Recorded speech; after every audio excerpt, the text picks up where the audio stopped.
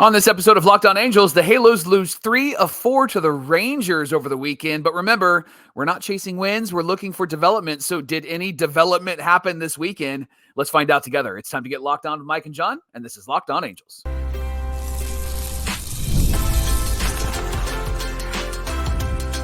You are Locked On Angels, your daily Los Angeles Angels podcast. Part of the Locked On Podcast Network, your team every day. Thanks for making Locked On Angels your first listen of the day. You can find us anywhere you get your podcasts, including Apple Podcasts, Spotify, and SiriusXM by searching Locked On Angels. And if you'd like to give back to the Super Halo Bros for all this Super Halo content, here's some things that you can do.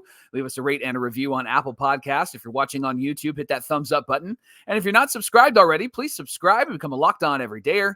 And whether you're watching or listening, come over to YouTube, leave a comment. It's one of the best ways to get in touch with us and be a part of the conversation. And this episode of Locked On Angels is brought to you by FanDuel. Now through September 22nd, all FanDuel customers can bet $5 and get a 3-week free trial of NFL Sunday Ticket from YouTube and YouTube TV. Visit FanDuel.com to get started. Thanks for being here for this episode of Locked On Angels, where it's your team every day. You've got the Frisch Brothers here with you, a.k.a. the Super Halo Bros. My name is John, and that's my brother Mike. And my name is Mike, and that's my brother John. Not even 110,000 degree heat can stop us from talking Angels baseball Monday through Friday, and we're so glad you decided to be here with us. On today's show, we're going to recap the 4-game set against the Texas Rangers. The Angels got out of town just in time to dodge this heat wave, Mike. And so it all began on Thursday night. It was a 3-1 loss with Jack Kochanowicz on the mound. Yeah, their offense was ice cold. They should have stayed in Southern California. This game was not great for the offense. It was great for Kochanowicz, John. He pitched good enough to win. The reason why he didn't win was the Halos offense was just ice cold in this game. They only got 1 run. It was on a Kochanowicz ground ball to shortstop. Taylor Ward was at second base heading to third. He rounded third and scored on the throw to first. Taylor Ward having a hot streak with the bat. He's also like having a hot streak on the bases. He's paying attention now. This is what's happening. Can we just establish that Taylor Ward needs to lead off?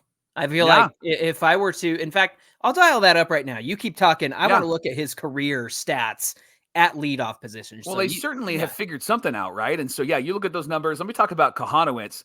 Johnny, this was a great pitching performance. 6 innings, 8 hits, 3 runs. All 3 runs came in the first inning on a home run from Adolis Garcia. John, just 1 walk and no Ks with 93 pitches. He's the first pitcher with 5 consecutive quality starts since Shohei Ohtani did this July 6th to August 18th in 2021. Didn't deserve this loss. This is why wins and losses aren't accurate as to how well a pitcher's doing, because he pitched really well in this one and kept the Halos in the game. I'm thinking through his numbers, John, and came up with a thought, and I'd love to get your thoughts on this. Kochanowicz has only 12 Ks in 38 2/3 innings pitched. However, he only has 8 walks in 32 2/3 innings pitched. So obviously the control is really good, but not having a strikeout, not having a strikeout in his game, a pitch to get somebody to swing and miss. You think that's going to be a problem for him moving forward? I think that comes in time. I think that comes with a little bit more experience at the major league level, because if you're learning how to strike out major league guys, that's way different than AA, right? And so these guys, they're not going to be surprised. You're not throwing anything you haven't seen before. In fact, I think, to be honest with you, this is how you pitch deep into games. And we've talked about this over and over and over again. Pitch efficiency, being able to rack up that many innings and not have to rely on the strikeout to where you only end up going 5 2/3 or 6 innings. You know what I mean? You can pitch deep into games if you're efficient with your pitching. And so it's not a problem for me right now, especially as we're learning, as we're developing. And this is a good sign from Jack Kochanowicz. Like I said, I think it comes in time. I think he has to figure out major league hitting in order to fool some guys up there. By the way, do you want Taylor Ward's numbers here at the leadoff spot? I'd love it. Just a second, but I want to just make a mention. John, 7 starts for Kochanowicz. He's factored into 6 decisions. Yeah. So he's going long enough to get factored into the decision. So that's good. He's 2-4. That's not a great record, but those 4 losses, maybe 2 of those he deserved, but the other 2 he didn't, because he's had quality starts with the Halos. I think it's a good sign for him. I think it's a good sign for him to potentially collect wins. Like he could be that type of guy that ends up with 15, 16 wins with 28 to 32 starts in a season. And so I really look forward to what the future holds for him. Before you give us the Ward stuff, let me throw one more question at you. Okay. Is he pitching his way into the starting rotation, do you think, for next year? For next year, he's somebody that I think that they can rely on. I think that there's a lot of questions on who can be in this rotation next year, and for him to come into spring training next year and continue to do what he's doing. Mike, I think it makes sense. I think that he's shown that he can handle the moment. I know you mentioned his wins and losses. Those 2 starts he made before he got sent back down were certainly on him, right? And it was like, oh, this doesn't look good. But then he's come up and he's performed. And again, 5 consecutive quality starts since Shohei Ohtani from 2021.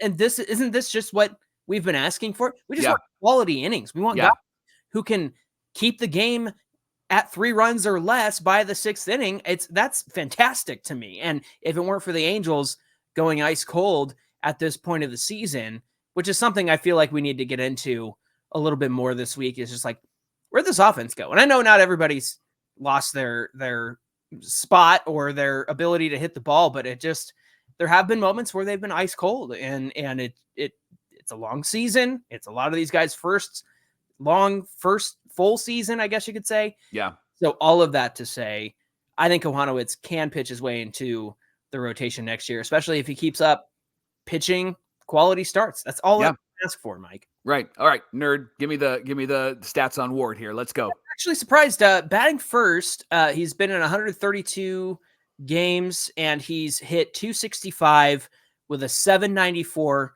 OPS. So respectable numbers. Mike, his best spot in 4 games is batting 4th. You knew that's where you've been wanting him for a while. 2-3 and an 886 OPS. I think you have to consider who's in front of you, who's behind you in those situations, especially this team has historically had Shohei, batting 2nd, 3rd, 1st. So that's important. And then actually batting 5th, 267 and a 736 OPS. But I'm looking at the, that's only in batting, what did I say? Batting 5th.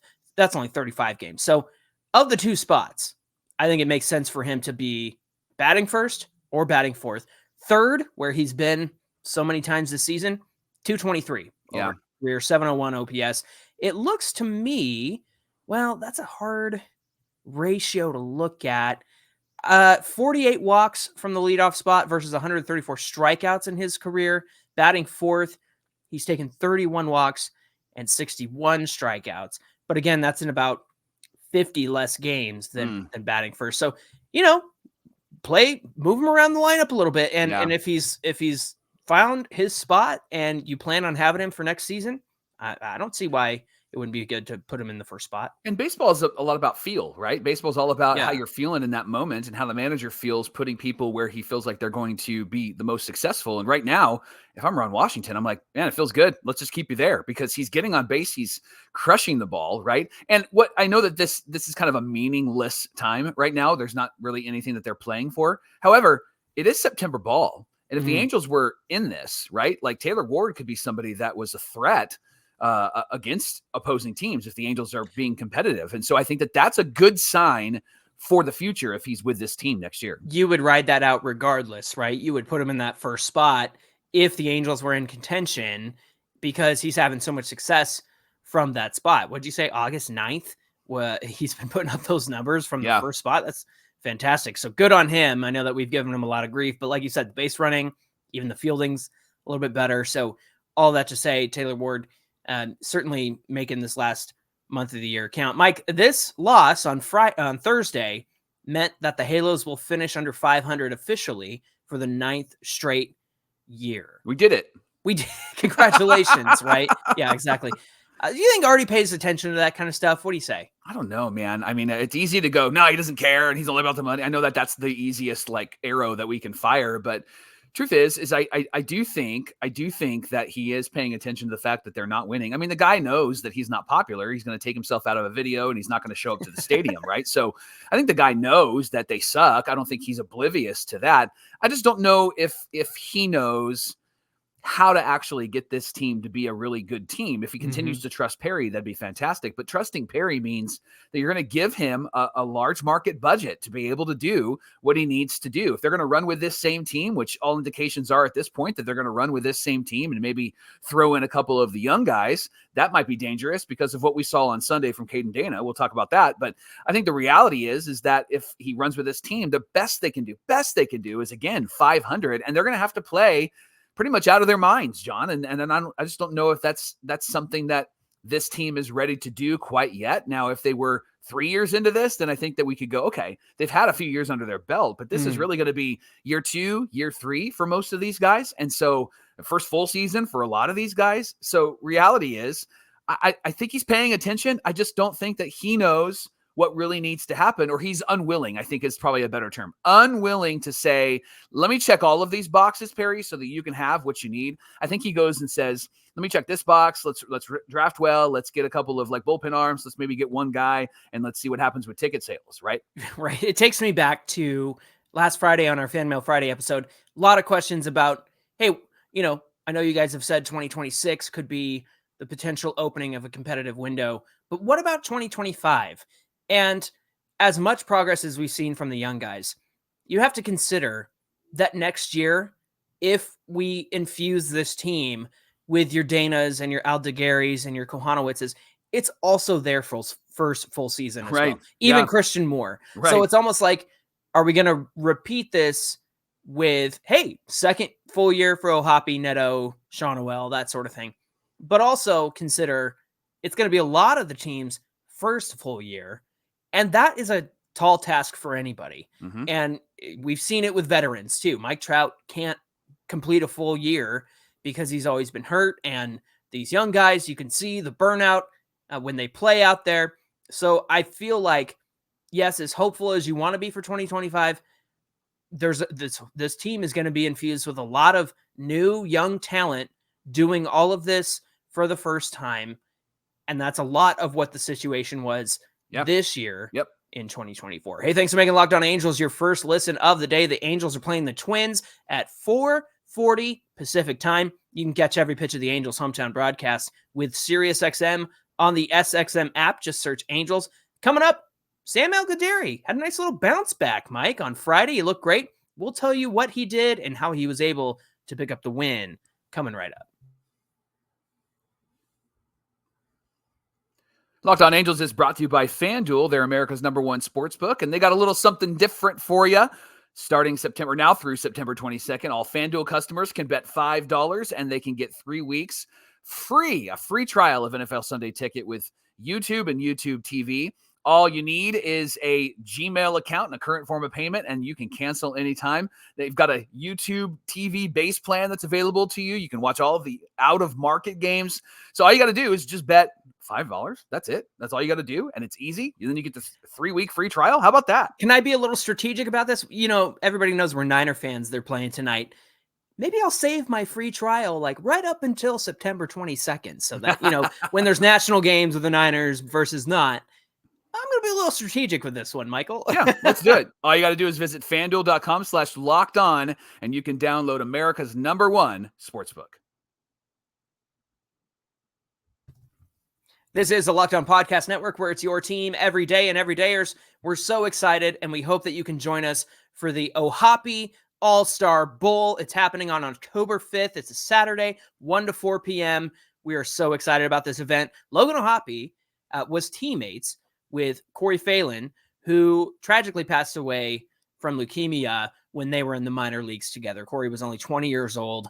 And out of that came this incredible organization that walks alongside families whose kids are dealing with pediatric cancer. They help them monetarily and with support. Of course, you can do more than just money. It's a matter of being there for these families. And so they're just an incredible nonprofit, Corey's Promise, and we're raising money for Corey's Promise. So come hang with us Saturday, October 5th, Cow Bowl in Lakewood from 1 to 4 p.m., supporting a great cause. We're going to be bowling together. Logan's going to be there. He's bringing some of his teammates along. We're all going to get to bowl with the Angels players and meet some of those guys as well. And we'll be there. And Mike, I feel like it's a good time for us to bring some Super Halo Bros merch. What do you say? I think I'm we down. should. Yeah, Let's do it. Let's wear it and sell it. How about that? That's right. That's right. We're giving it away, baby. All right.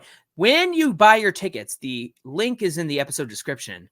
And at checkout, use our promo code BROS, BROS, to get $50 off your ticket. So use that, take advantage of that code, and we'll see you at the Ohapi All-Star Bowl.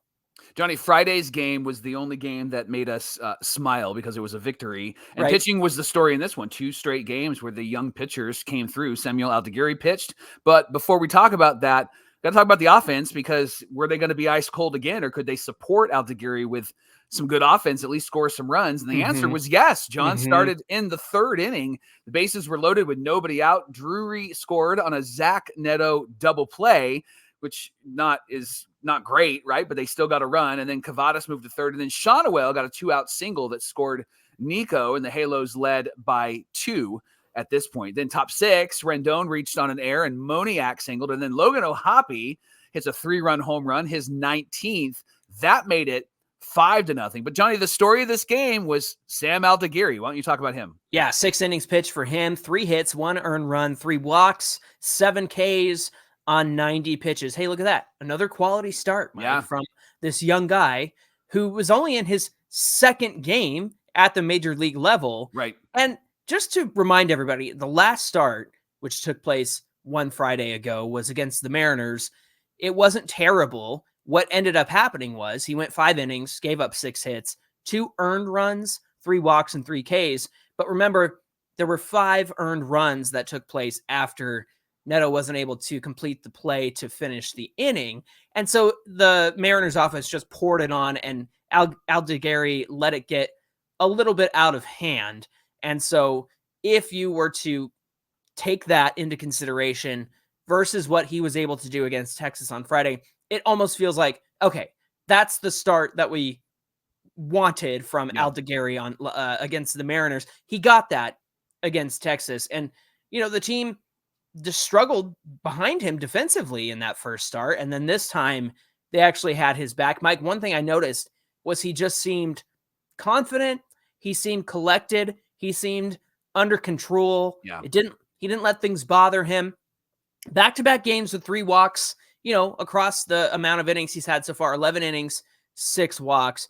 He worked around those walks. Now, similar to Kochanowicz, he knew what he needed to do, and he did it. There were a couple times where he was really working that slider against right-handed hitters and getting them to chase that out of the zone. So, again, no stress, very confident, first career win in the majors.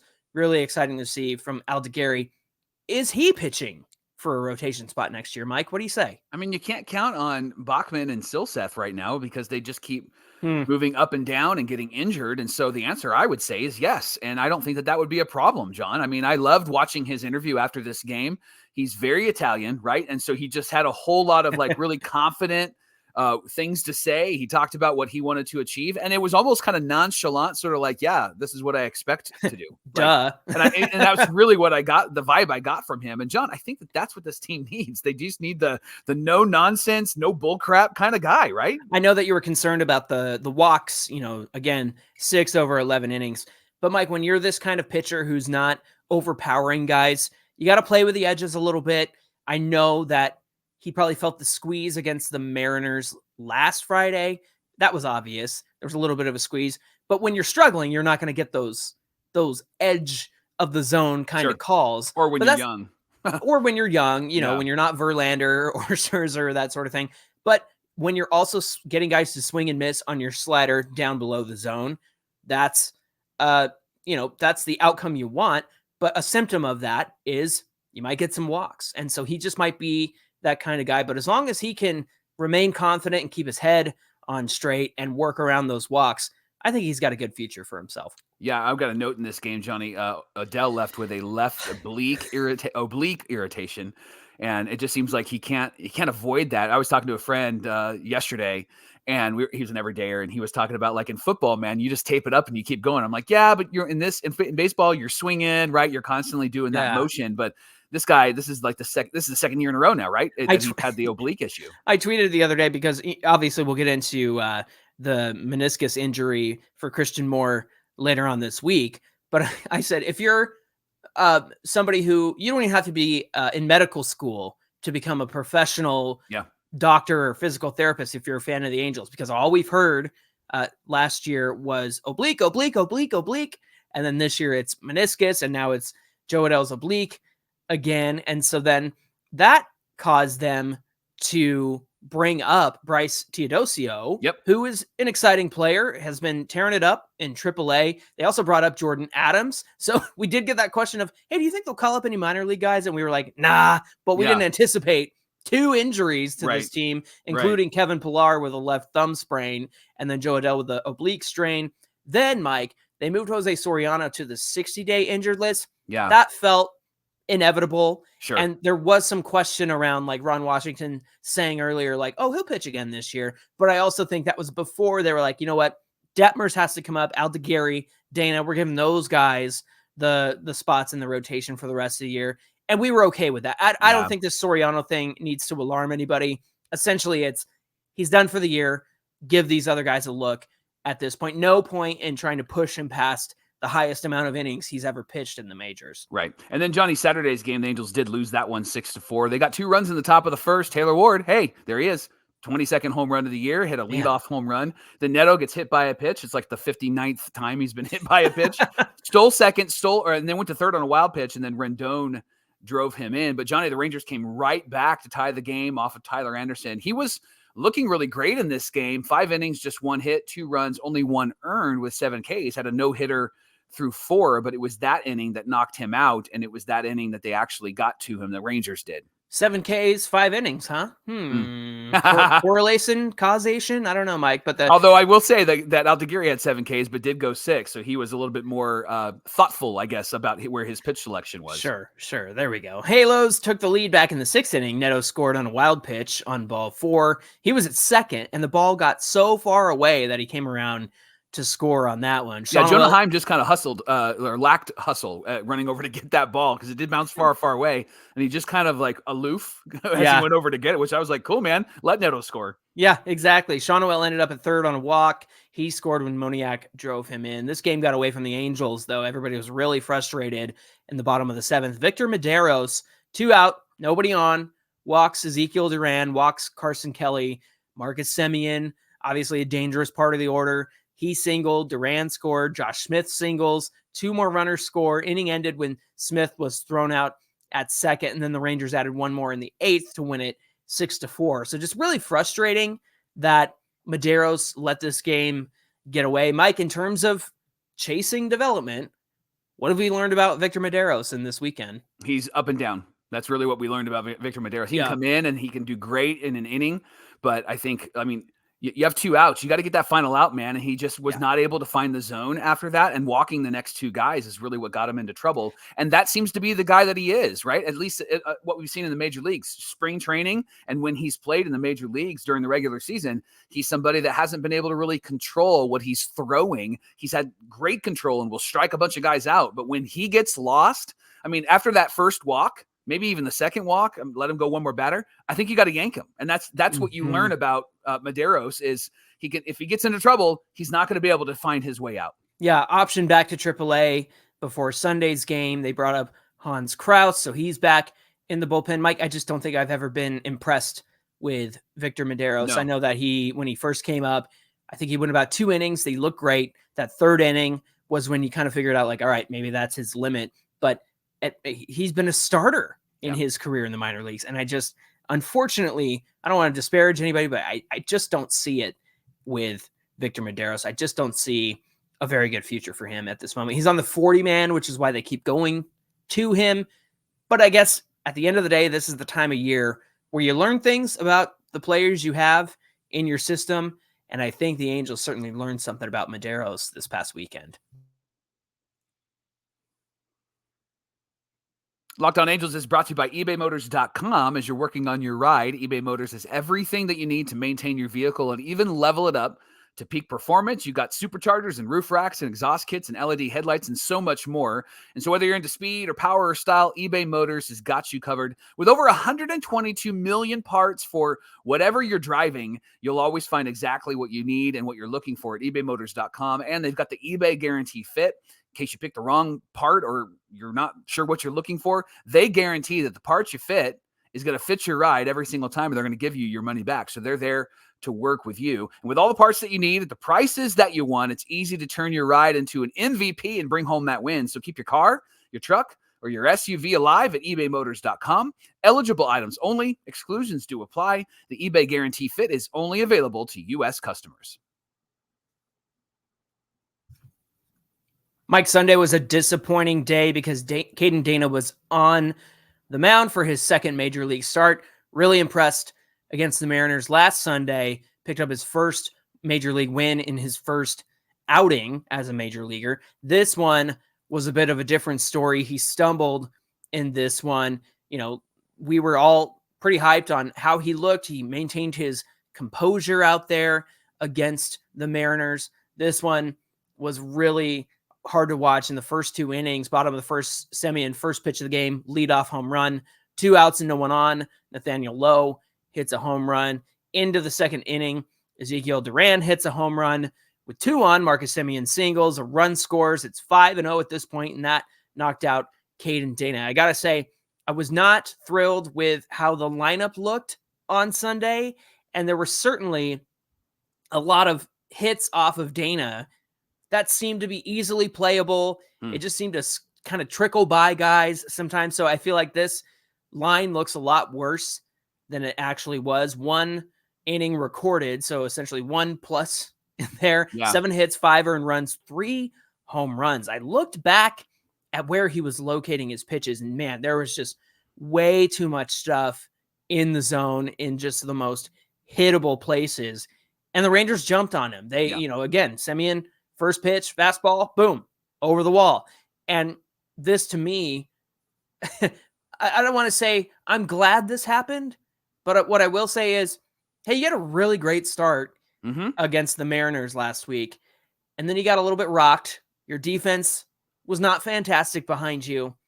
How are you going to handle this? Yeah. Are you going to go through this and keep your head held high? Are you going to wear this one?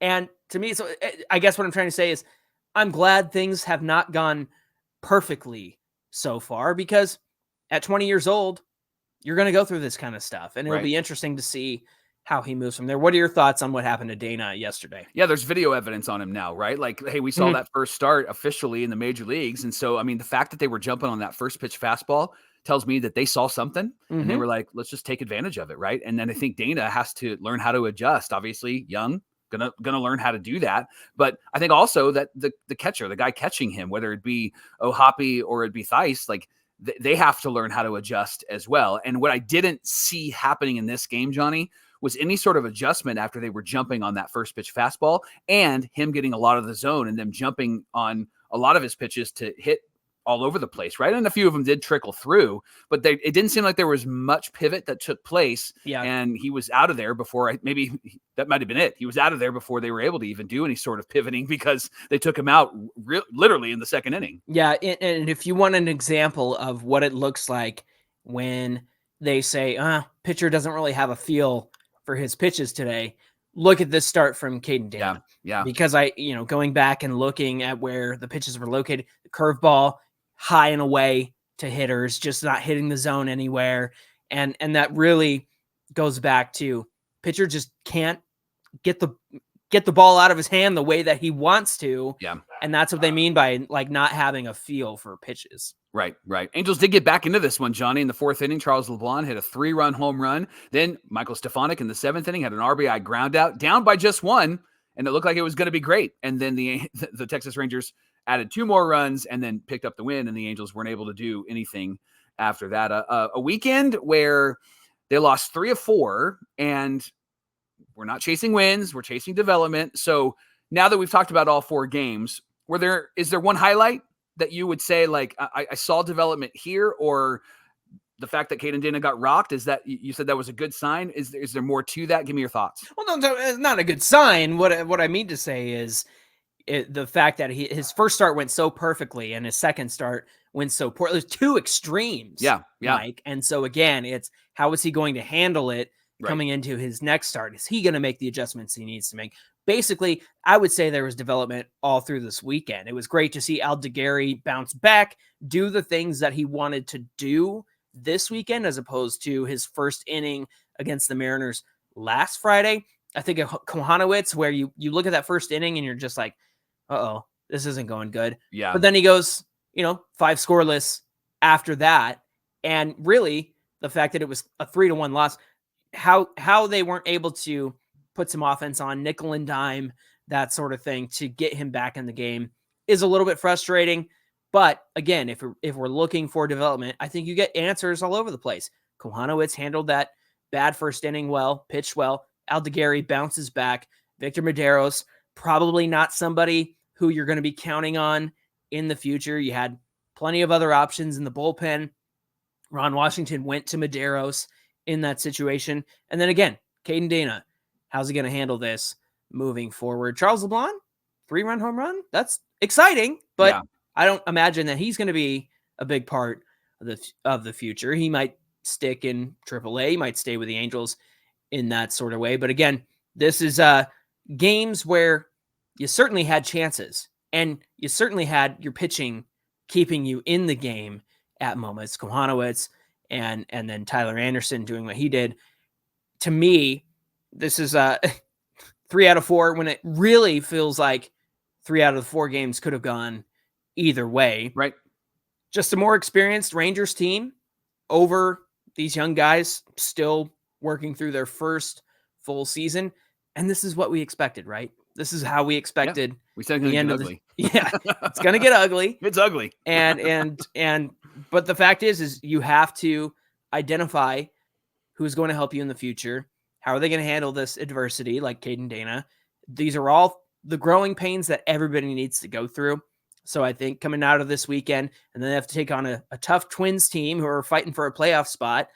Are they going to celebrate in front of the Angels like last year, like what happened last year? Yeah. I don't know. But we're going to see Reed Detmers again in this series. I think he's starting tonight. So we'll see how he picks it up after his first nice outing that he had after last week. Hey, thanks for making Locked On Angels your first listen of the day. Now, for your second listen, check out the Locked On MLB podcast with our friend Sully. He's going to get you through the rest of the season, and he's going to be available to talk through playoffs, all the good stuff that's coming up for non-Angel fans. And so you can check out that podcast after our podcast. He's a part of the Locked On Podcast Network, where it's your team every day.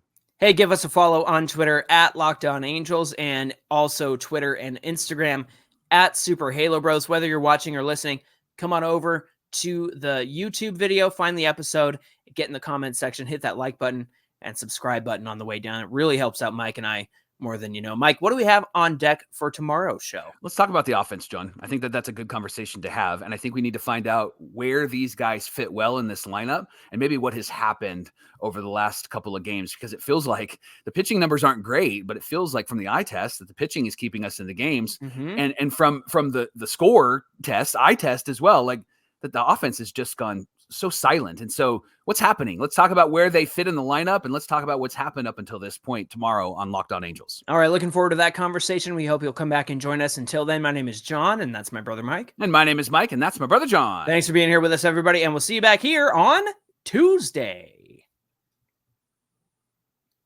It's too hot, Mike. Way too hot. Oh, man, it's terrible. Ridiculous. Sweaty pits.